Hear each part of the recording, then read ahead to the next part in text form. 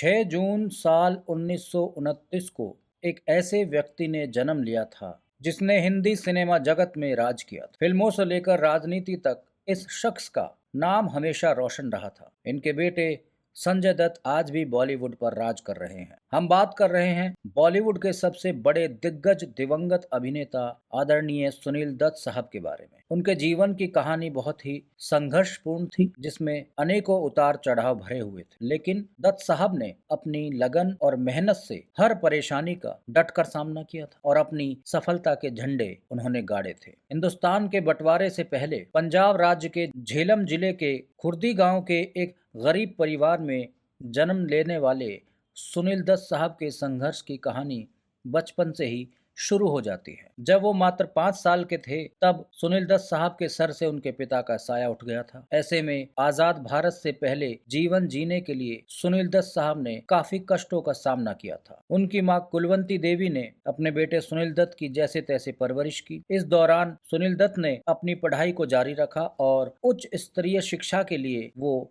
माया नगरी मुंबई आ गए। मुंबई आकर सुनील दत्त साहब ने जय हिंद कॉलेज में दाखिला लिया। दत्त साहब जब कॉलेज में पढ़ाई कर रहे थे तो उस दौरान उनकी आर्थिक स्थिति बेहद खराब थी। ऐसे में सितारों की नगरी मुंबई में अपना पेट पालने के लिए सुनील दत्त साहब इधर उधर नौकरी की तलाश में भटकने लगे।